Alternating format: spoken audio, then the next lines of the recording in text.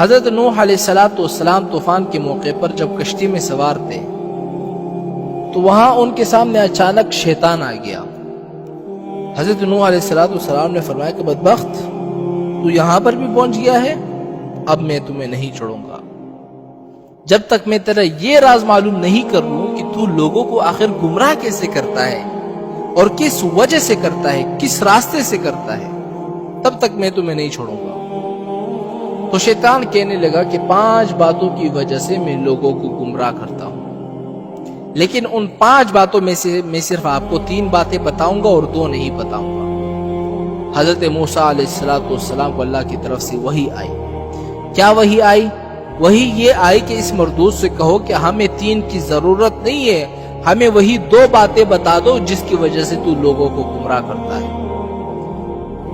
حضرت نوح علیہ السلام نے کہا کہ مجھے ان 3 باتوں کی ضرورت نہیں ہے، مجھے وہ 2 باتیں بتا دو جس کی وجہ سے تو لوگوں کو گمراہ کرتا ہے۔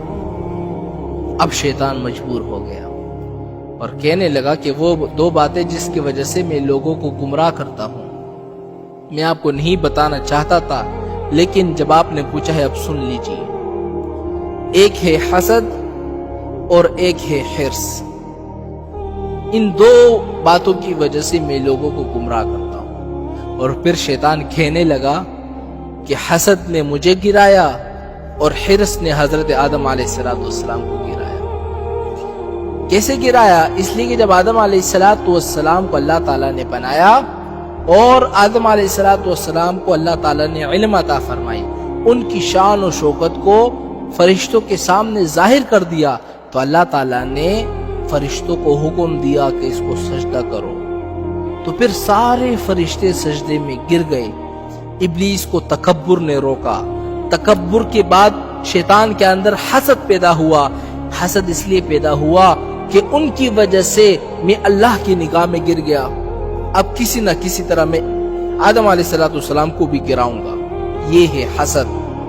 جب کسی کے پاس کوئی مال آپ دیکھو نا، جب کسی کے پاس حسن جمال دیکھو، جب کسی کے پاس عطا و نوال دیکھو، جب کسی کے اندر بڑائی دیکھو، جب کسی کے اندر علم دیکھو، جب کسی کے اندر مال اور دولت کی فراوانی دیکھو، جب کسی کے دل کے اندر یہ خواہش پیدا ہو جائے نا کہ ساری کی ساری چیزیں اس سے چھن جائے، چاہے مجھے ملے یا نہ ملے، اس کے پاس بھی نہ رہے، یہ ہے حسد۔ اور یہ حسد اللہ تعالیٰ کی نگاہ میں اتنی بری چیز ہے، بہت بری چیز ہے۔ شیطان نے سوچا کہ اللہ نے ان کو اتنا اونچا بنا دیا ہے کہ سارے فرشتے ان کو سجدہ کر رہے ہیں، اللہ تعالیٰ نے مجھے گرا دیا سب کے نظروں میں، تو میں آدم علیہ السلام کو بھی گراؤں گا۔ اس کے بعد شیطان جو ہے حسد میں مبتلا ہو گیا اور اس فکر میں لگ گیا کہ میں آدم علیہ السلام کو ذلیل کروں گا۔